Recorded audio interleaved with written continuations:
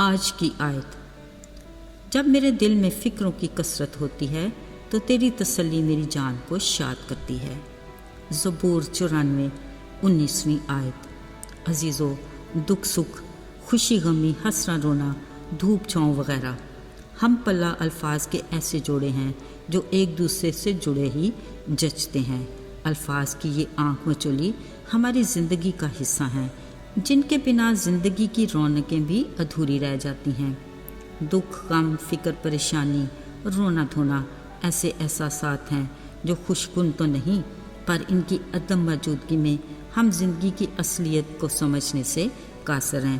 اصل میں ہم خدا کے قریب بھی تب ہی جاتے ہیں جب ہم کسی مشکل یا پریشانی میں ہوں، اور وہ بھی اس وقت ہمیں تھامے گا جب ہم مدد کے لیے اپنا ہاتھ اس کی طرف بڑھاتے ہیں۔ اگر ہم صدق دل سے سوچیں تو بہت سی فکریں، پریشانیاں ہماری خود ساختہ ہیں، یعنی ہم ان کو خود ہی اپنی زندگی میں دعوت دیتے ہیں۔ یوں ہم اپنی ذمہ داری کو چھوڑ کر خدا کے کام کو اپنے ہاتھ میں لے لیتے ہیں، یعنی ہم اپنی مشکل کو تو آزمائش اور دوسرے کے دکھ کو اس کی سزا تصور کرتے ہیں۔ اگر ہم کسی سیانے کی اس بات کو ہی اپنے پلے باندھ لیں کہ برائی کیا پڑی، اپنی نبیڑ تو، یقیناً ہم بہت سی پریشانیوں سے بچ سکتے ہیں۔ دوسروں پر غیر ضروری بھروسہ اور توکل ہماری فکروں کی ایک اور وجہ بھی ہے۔ عزیزو، مطمئن اور پرسکون رہنے کا ایک زرعی اصول یہ بھی ہے کہ اپنی زندگی میں سے منفی شخصیت کے لوگوں کو نکال دیں۔ ساتھیو، پرخلوص مشورہ تو یہ ہے کہ اپنے دل و دماغ کو غیر ضروری فکروں اور وقتی خوشیوں کے حصول کی خواہش سے آزاد رکھیں۔ ہاں، جو کبھی اپنے آس پاس کی چکا چوند روشنیوں سے من بھر جائے یا نمود و نمائش کی بناوٹی سجاوٹ سے جی گھبرانے لگے، یاد رہے خالق خدا نے اس جہان کو اپنی مخلوق یعنی بنی نوع انسان کے لیے آراستہ کیا ہے، لہٰذا تازہ ٹھنڈی ہواؤں اور کھلی آزاد فضاؤں میں نکل جائیں۔ یقیناً قدرت کے نظارے نہ صرف ہماری آنکھوں کو ٹھنڈک اور دل کو سکون دیں گے، بلکہ ہماری روح اس کی عظمت اور اس کی قدرت کی شکر گزاری سے معمور ہوگی۔ عزیزو، ذرا سوچئے، جو خالق خدا اپنی مخلوق کی روح کی تازگی کا اتنا خیال رکھتا ہے، وہ ہمارے جسم و جان کی فکر کیوں نہ کرے گا؟ کیونکہ اصل میں اسے بخوبی اندازہ ہے کہ اس کی مخلوق یعنی بنی نوع انسان کی فکروں کی بڑی وجہ ہمارا جسم اور جان ہے۔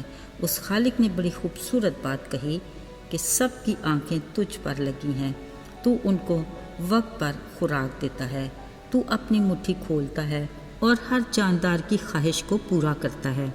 عزیزو، ذرا سوچیں، جب وہ پرندوں کو بھوکا نہیں رہنے دیتا تو انسان کی کیوں کر فکر نہ کرے گا؟ اس لیے یسوع مسیح نے اپنی تعلیم میں اس نکتے کو بہترین طور پر اجاگر کیا اور کہا، فکر نہ کرو کہ ہم کیا کھائیں گے یا کیا پئیں گے، کیونکہ خوراک کی تلاش میں غیر قومیں ہوتی ہیں جن کو آگے کی امید یا تسلی نہیں ہوتی۔ بس ہاں، تمہارا کام یہ ہے کہ پہلے اس کی بادشاہی اور راست بازی کو تلاش کرو، باقی یہ کھانا پینا اس کی روزمرہ کی برکات ہیں جو ہمیں ویسے ہی فکر کرنے کے بغیر ہی مل جائیں گی، کیونکہ خدا جو تمہارا آسمانی باپ ہے وہ جانتا ہے کہ تمہیں کس چیز کی ضرورت ہے۔ عزیزو، کس قدر تسلی بخش الفاظ ہیں، باوجود اس کے کہ ہم غیر ضروری فکروں میں پڑے رہتے ہیں جو ہمارے اپنے ذہن کا فطور ہے۔ اصل میں تو ہماری فکر پریشانی اپنے باپ خدا کی رفاقت میں جڑے رہنے کی ہونی چاہیے۔ ہمیں اپنا فارغ وقت اس کی رفاقت میں اس کا کلام پڑھنے میں لگانا چاہیے تاکہ ہم فکر پریشانی سے آزاد ہوں۔ اگرچہ فکر پریشانی فطری بات ہے، پر اگر ہم اپنے باپ کی حقیقی محبت سے واقف ہیں تو ہمیں تسلی ہے کہ وہ خود ہماری ہر بات کے لیے خیال رکھتا اور فکر کرتا ہے۔ اس کے وعدے ہر دن ہماری زندگی میں پورے ہوتے ہیں۔ آئیے اس کی شکر گزاری کرتے ہوئے داؤد نبی کے ساتھ ہم آواز ہو کر کہیں، اے خداوند، جب بھی ہمارے دل میں فکروں کی کثرت ہوتی ہے، فقط تیری ہی تسلی ہماری جان کو شاد کرتی ہے، کیونکہ ہم تیری محبت کی بدولت اس حقیقت سے واقف ہیں کہ تو ہی تسلی اور اطمینان کا سرچشمہ ہے۔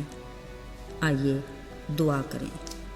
اے خدا، ہم تیری غیر مشروط محبت کے لیے तेरे शुक्रगुजार हैं और तेरे बड़े फजल की बदौलत जो तूने सब कुछ दिया उसके भी शुक्रगुजार हैं, जिनके हम हकीकत में हकदार नहीं थे।